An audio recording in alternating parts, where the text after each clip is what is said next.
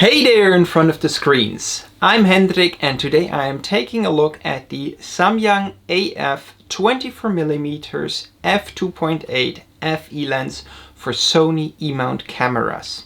If you rather watch outdoor gear reviews or travel videos, just skip this one and I will see you in the next one. In this video, I first will look at the build quality of this lens, then examine what kind of photos and videos the lens takes before ending the video with a conclusion. So I bought the Samyang AF 24mm f2.8 FE lens for my own money, and the reason for that was that I was looking for a small autofocus lens that is relatively fast and also wide. This is also a full frame lens, so it fits well with my Sony a7 III, and together they make for a compact and lightweight setup. The 24mm width is for me a decently wide view for landscape shots, and the lens also works well in more tight spots as well as for close-ups, as you can get pretty close with the lens to items and subjects. Overall, the main reason for me was the tiny size and the very light weight, because it makes together with the a7 III body a seriously small package. The build quality of the lens is very good. It is made from a hard plastic that feels like it can take a lot of abuse. It weighs in at 89 grams, which is substantially lighter than my wider 18mm size Batis lens, or even the amazing G-Master 24-70mm lens. These comparisons are not really fair, as it's an apples and oranges comparison. The Samyang lens has a 49mm filter thread, and I bought a cheap Valimax UV filter for it to protect the front lens element, as I do with all my lenses.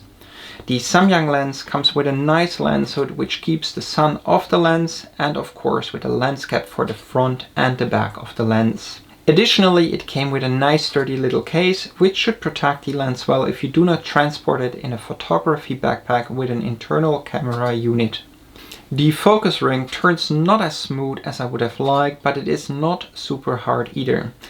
The focus ring is electronically connected and it is very responsive, and together with the focus magnifier setting it is easy to get the focus correct on manual settings. When shooting video with it, you can hear some focus sounds, but it is not too bad.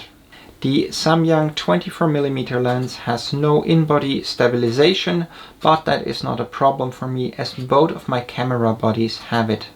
I have used this lens now on a variety of occasions and even shot a whole video with it, which is linked in the description underneath, and I was very surprised about both its photo and video qualities. The lens takes very pleasing images with good color, and the fairly bright aperture of f2.8 makes it well suited to low light and dark conditions as well as indoors. Image-wise, I am quite happy with the lens. It focuses quickly and quietly and it produces pleasing images. I here mounted the camera on my tripod and shot the same image with changing aperture settings to show how easy it is to separate the foreground from the background, also at still higher f-stops. Here I tested the autofocus with a remote at different aperture settings, and especially at f2.8 you can see that the background gets blurred out rather nicely while my face remains sharp, which means that the face detect on it does a good autofocus job. I also tested the lens at night and I was very surprised about the high image quality. It took very good images in a variety of situations, and also for long exposures it worked quite well. As I really like to shoot sun stars, I again was positively surprised about the very beautiful sun stars the lens produced. The build of the aperture ring produces an alternating short and long stroke which I find very attractive and which starts to look best at f13 and upwards. The bokeh at f2.8 is nice and smooth, which is good to see on a wide angle lens, and it works well in both the foreground and the background. Finally, let's also look at some close-up shots that I took with the Samyang AF 24mm lens. The minimum distance is 24 centimeters, which isn't really very close up for the things that I photograph, but in the pinch it does work alright, as these images show. The Samyang AF 24mm f2.8 FE lens has a Lightroom profile in the latest version of the software, which when applied makes the images slightly lighter and also lets you remove chromatic aberration. In low light situations there's a slight vignetting, but it is easily corrected in Lightroom or Photoshop and not really something to worry about. Overall, I would say that the images that the Samyang AF 24mm lens takes are very high in contrast, are very sharp in the center and tend to get a little bit more soft towards the corners. I did not test for distortion of the lens, but as that is something that is easily enough to correct in post, it's not something that I'm really worried about. I shot a whole video with this lens and there it performed very well. During the production, the conditions were as difficult as you could imagine. A snowy white lake, a dull grey sky and a bright orange tent as the main subject. Nevertheless, the video turned out very good, and I think if you would use a log profile on your camera and then color grade it, that you will be able to produce some very good videos with this lens. As you saw from that video, I do a lot of videos where I am the main subject, so reliable autofocus tracking is really important for me, and the Samyang AF 24mm lens performed really well there too. I also tested the autofocus at both night and day. At night the lens had some difficulties to track me and keep me sharp, so I also moved quite a lot, and in the walking scenes and in the city it did a good job with the autofocus. During daylight it was quick, responsive and focused right on target. I think if you can work with only one focal length for video, I myself prefer something like the Sony G-Master 24 to 70mm f2.8 lens, as it allows me to be more flexible, then this lens could be a serious contender if you need autofocus and want a wide lens. Speaking of focus, there are focus sounds, but they are negligible and don't really get picked up by the microphone. I find this positive, as silent focusing is also something which is important for me. And while not strictly a video, I also shot a few time lapses with the Samyang AF 24mm lens and was very happy with the clips. Together with my Rhino Rough Pro Traveler slider, which I used to trigger the camera, it was a very light and compact setup, and also in the video I used this to create some of the push in and pull out shots. The sun stars in the video are not quite as pleasing as with other lenses, but then again it is a very seldom use case and the clips can still be graded and corrected if that is important to you. I only tested the Samyang AF 24mm lens briefly on the Sony a6500, where it equals to a 35mm lens because of the crop factor of the APS-C sensor. The lens worked without problems on the Sony a6500 and it produced some nice crisp images.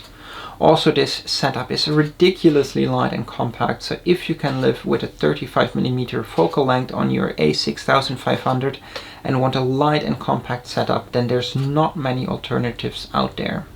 It also works well for video, and thanks to the in-body stabilization of the a6500 it is working also very well handheld. As this lens is so affordable and so good quality, and the 35mm focal length on this APS-C camera is quite nice, as it works well for street photography, landscape and even some close portraits, it can be a good choice simply because it makes for a beautifully light setup.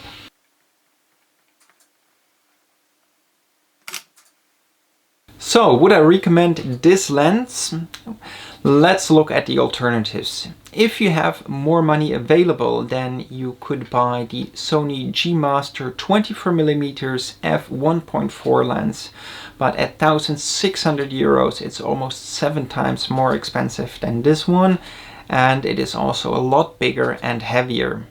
Then there's the Zeiss Batis 25mm f2.0 lens, which is around 1,200 euros and which is also a lot bigger and heavier.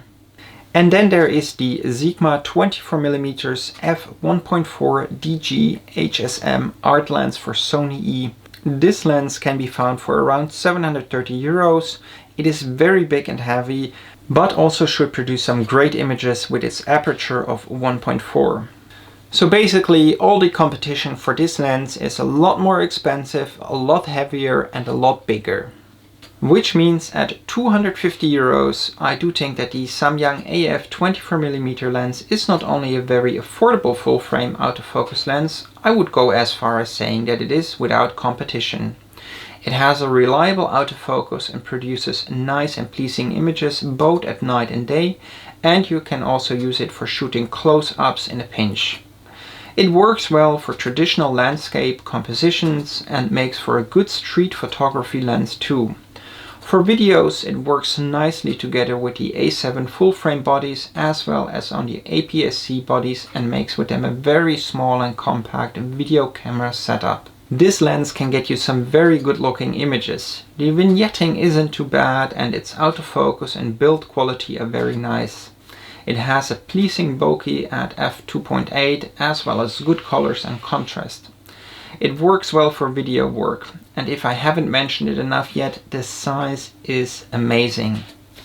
Together with Sony mirrorless bodies, this lens makes for a light and compact setup, and it is amazing value for money, so I definitely can recommend this lens.